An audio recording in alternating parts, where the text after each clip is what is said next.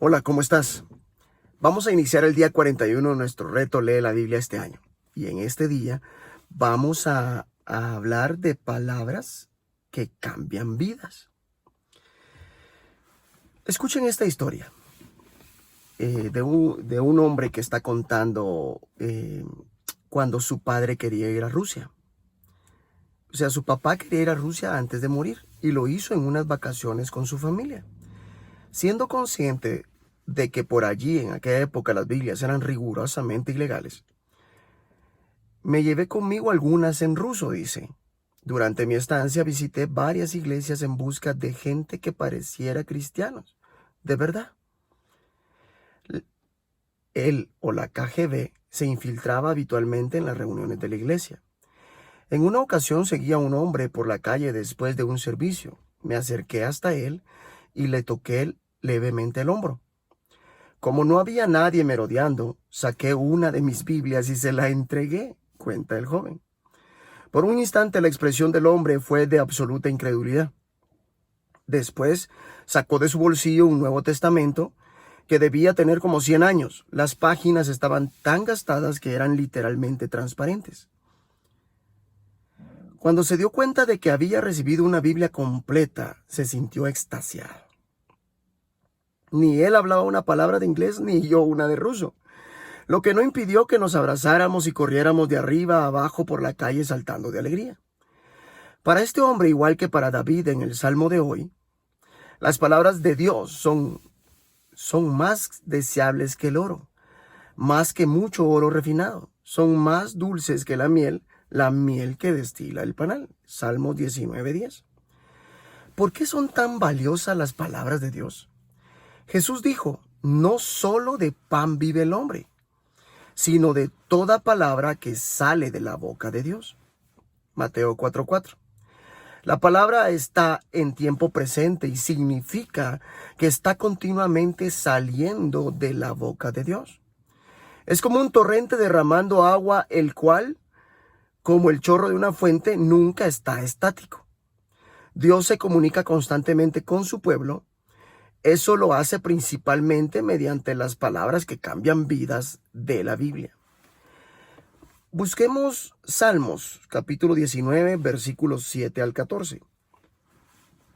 Y escuchemos lo que la palabra de Dios dice. Al músico principal, Salmo de David. La ley de Jehová es perfecta, que convierte el alma. El testimonio de Jehová es fiel, que hace sabio al sencillo. Los mandamientos de Jehová son rectos, que alegran el corazón. El precepto de Jehová es puro, que alumbra los ojos. El temor de Jehová es limpio, permanece para siempre.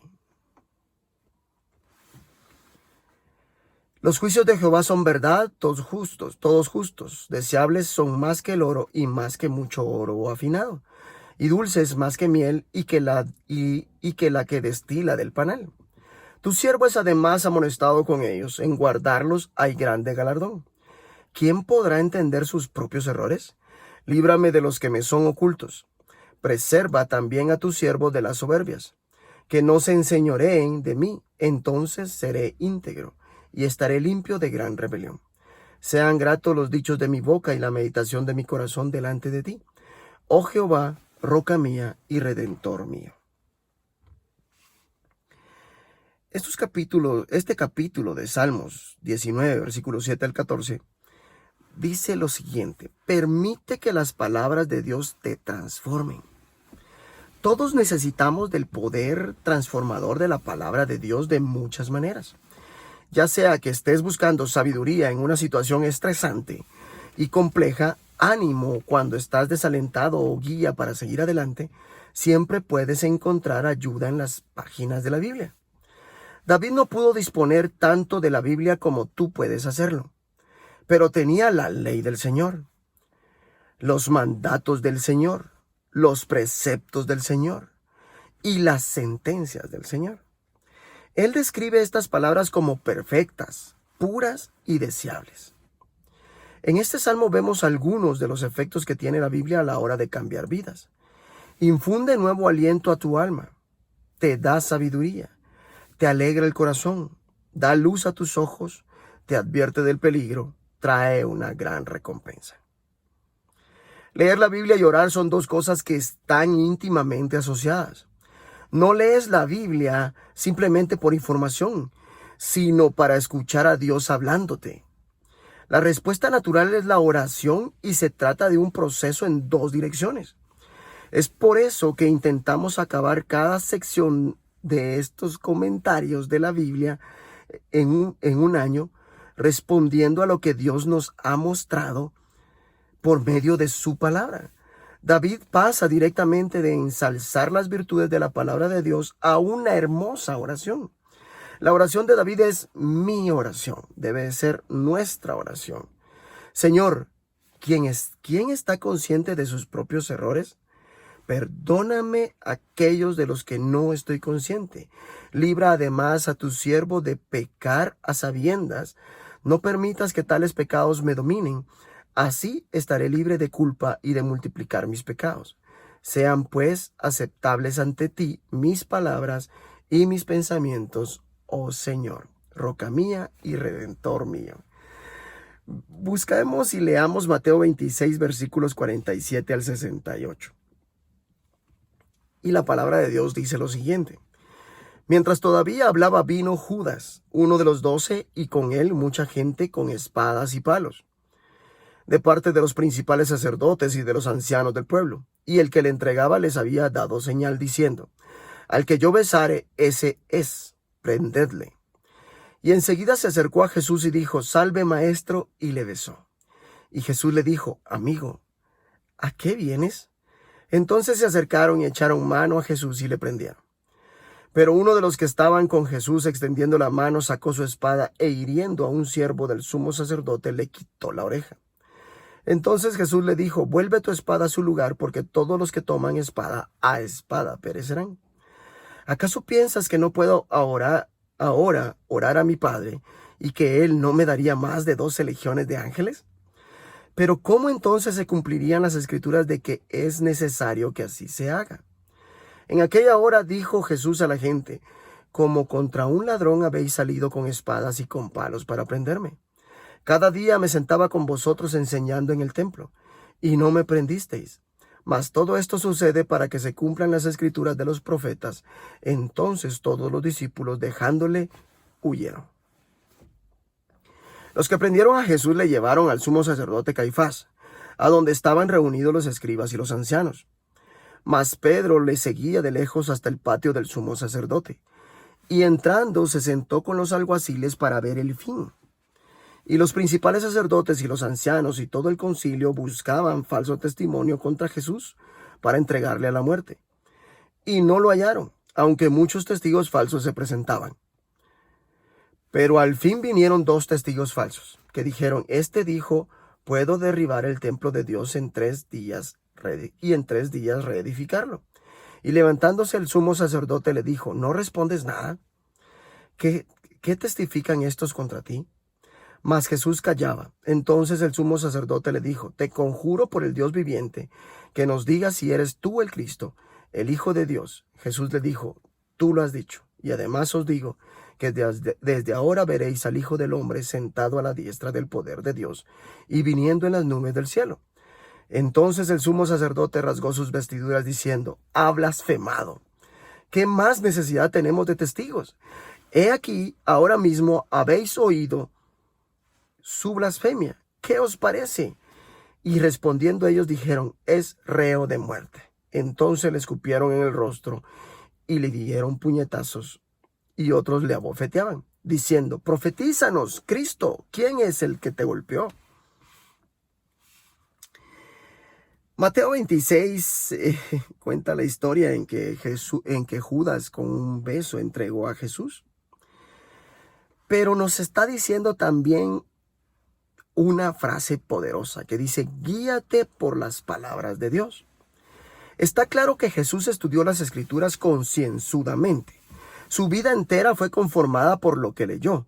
Gracias a la lectura de las Escrituras, comprendió lo que le estaba sucediendo cuando lo arrestaron.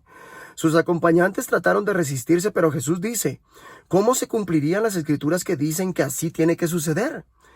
explicando a la multitud que todo esto ha sucedido para que se cumpla lo que escribieron los profetas.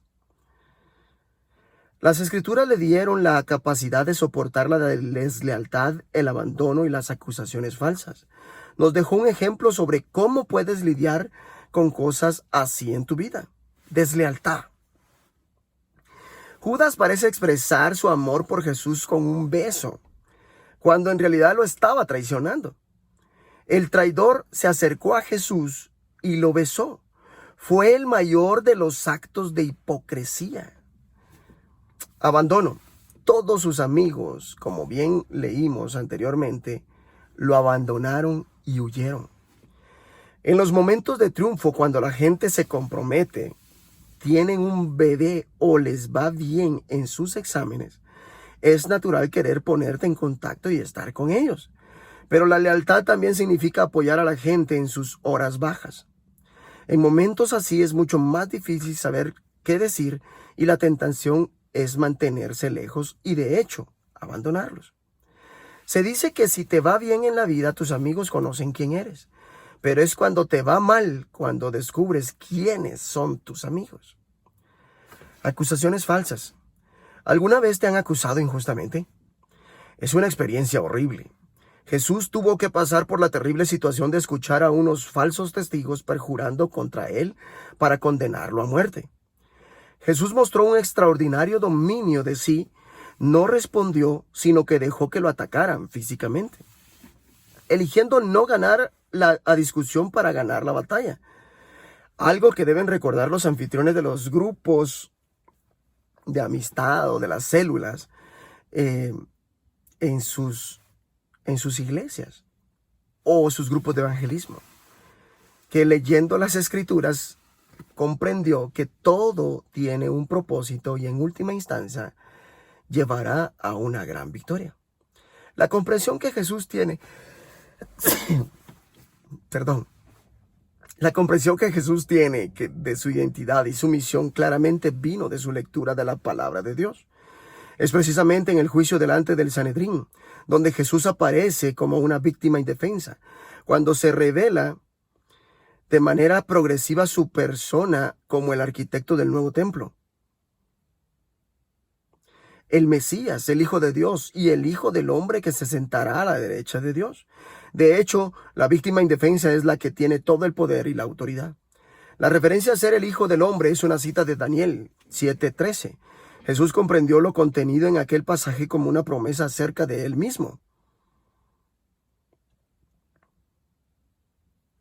Presagiando el sufrimiento venidero, su reivindicación y su autoridad recibida de Dios. Lo irónico es que los jueces eran quienes en realidad estaban siendo juzgados. Como ellos, todos tenemos que decidir lo que pensamos acerca de Jesús. Vean Mateo 26:66. Y ahora vayamos a Éxodo, el capítulo 6 y terminemos el capítulo 6.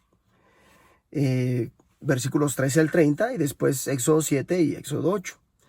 Éxodo 6, versículos 13 en adelante, dice lo siguiente. Entonces Jehová habló a Moisés y a Aarón y les dijo, y les dio mandamiento para los hijos de Israel y para Faraón, rey de Egipto, para que sacasen a los hijos de Israel de la tierra de Egipto.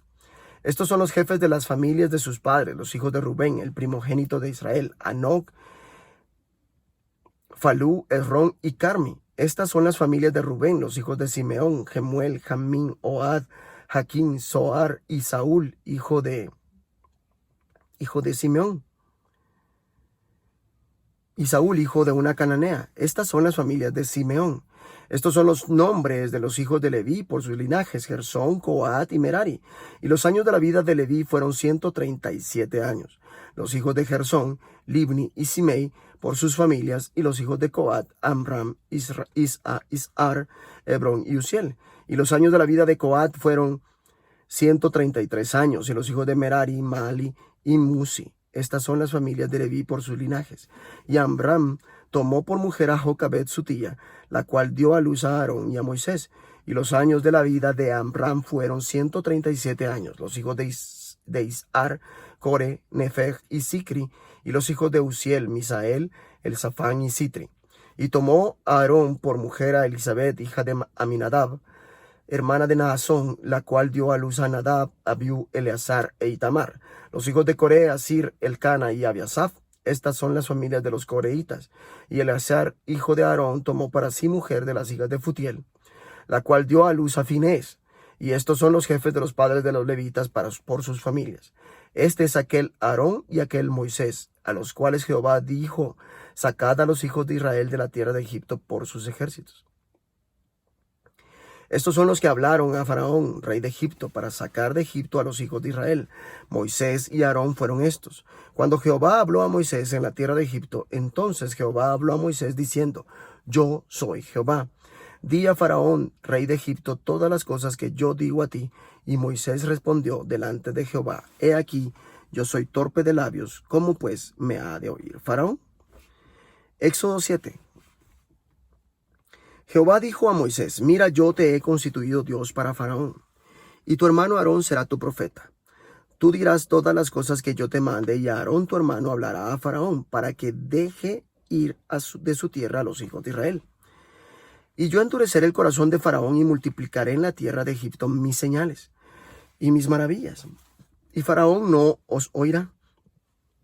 Mas yo pondré mi mano sobre Egipto, y sacaré a mis ejércitos, mi pueblo, los hijos de Israel, de la tierra de Egipto con grandes juicios, y sabrán los egipcios que yo soy Jehová, cuando extienda mi mano sobre Egipto y saque a los hijos de Israel de en medio de ellos. E hizo Moisés y Aarón como Jehová les mandó.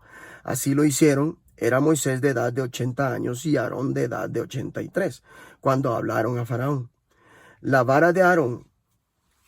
Habló Jehová a Moisés y a Aarón diciendo: si Faraón os respondiere diciendo: mostrad milagro, dirás a Faraón: toma tu vara y échala delante de Faraón, para que se haga culebra. Vinieron pues Moisés y Aarón a Faraón, e hicieron como Jehová había mandado.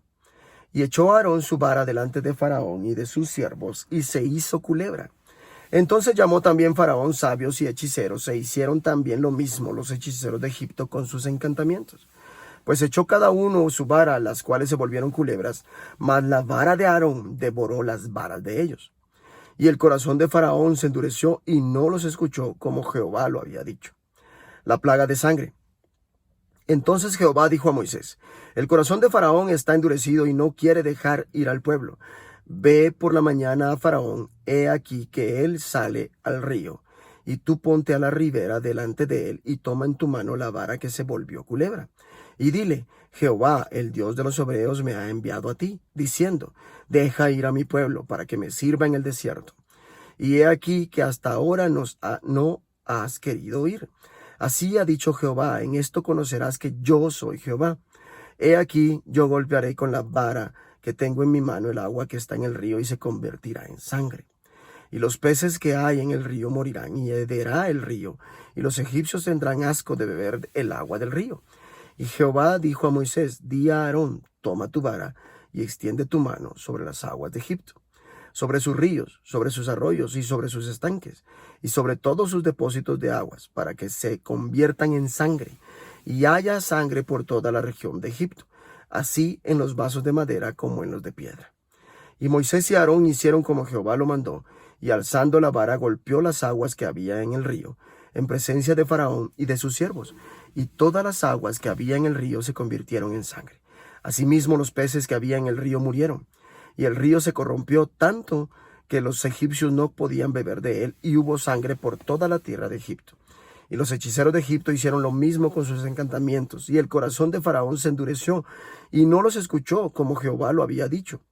Y Faraón se volvió y fue a su casa, y no dio atención tampoco a esto. Y en todo Egipto hicieron pozos alrededor del río para beber, porque no podían beber de las aguas del río. Y se cumplieron 7 días después que Jehová hirió el río.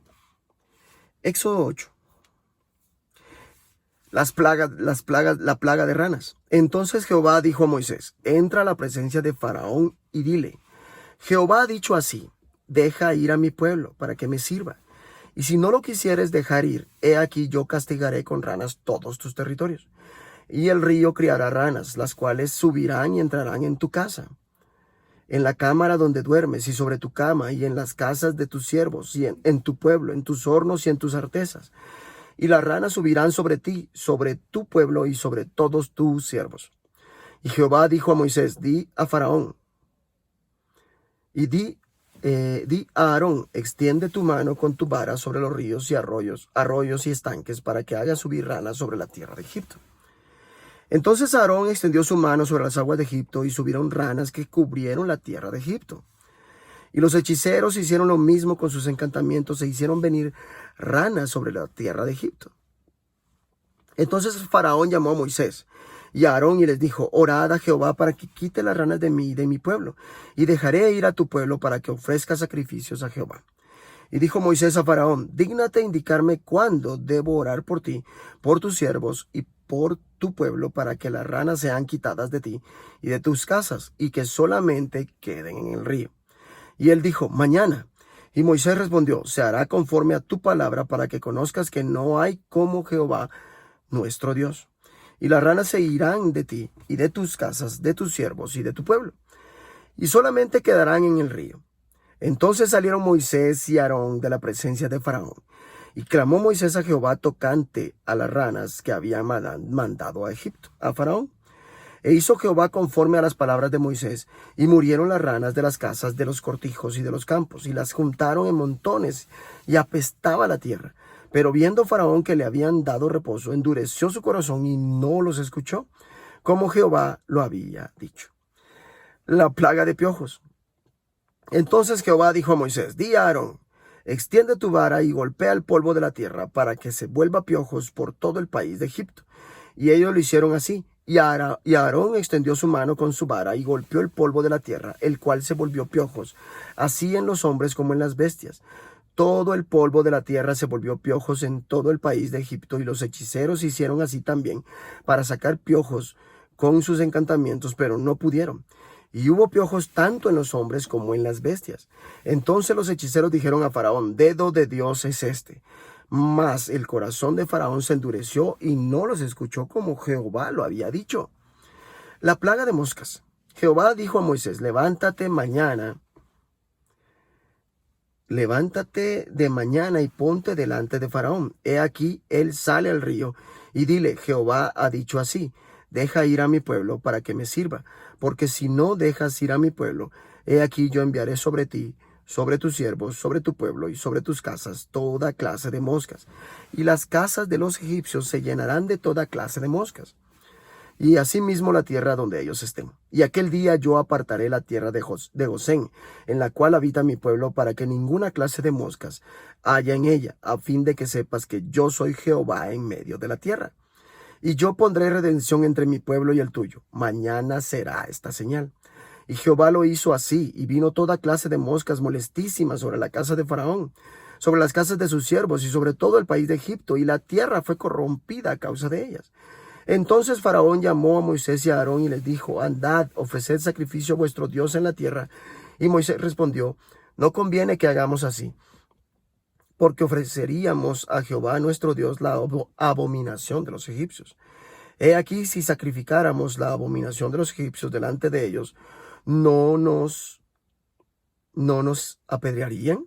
Camino de 3 días iremos por el desierto y ofreceremos sacrificios a Jehová nuestro Dios, como él nos dirá. Dijo Faraón, yo os dejaré ir para que ofrezcáis sacrificios a Jehová vuestro Dios en el desierto, con tal que no vayáis más lejos, orad por mí. Y respondió Moisés, he aquí, al salir yo de tu presencia, rogaré a Jehová que las diversas clases de moscas se vayan de Faraón y de sus siervos y de su pueblo mañana, con tal que Faraón no falte más, no dejando ir al pueblo a dar sacrificio a Jehová. Entonces Moisés salió de la presencia de Faraón y oró a Jehová, y Jehová hizo conforme a la palabra de Moisés, y quitó todas aquellas moscas de Faraón, de sus siervos y de su pueblo, sin que quedara una. Mas Faraón endureció aún esta vez su corazón, y no dejó ir al pueblo. Qué necedad la de este Faraón, en serio. Está viendo las plagas y no hay modo. Pero bueno, ¿qué nos enseña esta historia de Moisés, Faraón, las plagas? Que debemos obedecer las palabras de Dios. Así de simple. Moisés y Aarón escucharon las palabras de Dios e hicieron exactamente lo que Dios les había mandado hacer, obedeciendo la palabra de Dios. Por otro lado, en claro contraste, Faraón se negó constantemente a obedecer. Desobedeció la palabra de Dios con testarudez. Como dije hace un rato, qué necio ese Faraón. En ese punto de la historia puede que Moisés no tuviera ninguna palabra escrita de parte de Dios. Pero el Señor habló a Moisés, escuchó la palabra de Dios una y otra vez. Y así sigue.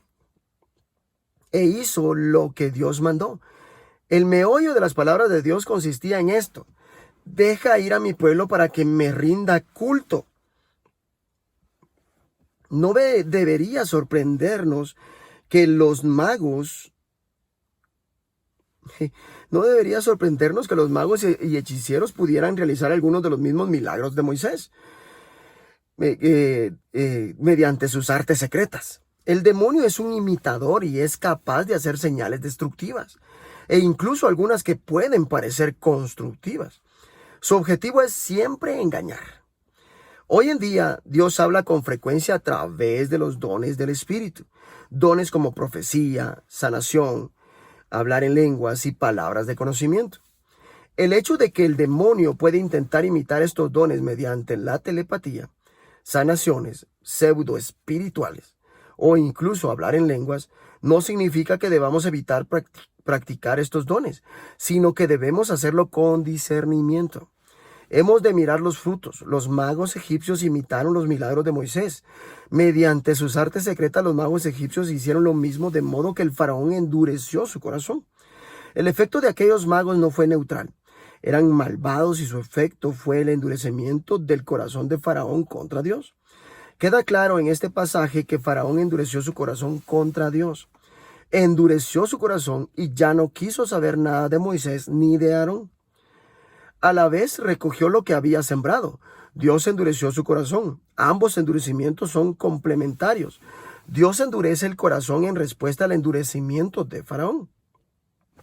En este pasaje vemos un ejemplo de cuántas oportunidades da Dios a la gente. Dios habló reiteradamente a Faraón a través de Moisés. Faraón tuvo todas las oportunidades de responder, pero en última instancia se negó a hacerlo. Moisés, por otro lado, caminó en una relación de intimidad con Dios, orando con frecuencia y escuchando sus palabras. Da mucho ánimo saber que Jesús tenía más de 12 batallones de ángeles a su disposición. Aunque no los llamó en aquel momento, espero que nos estén ayudando en el presente. Dios nos ama y tenemos que ser obedientes y escuchar su voz y seguir sus instrucciones. La palabra de Dios es clara. Obedezcámosla. Que Dios te bendiga.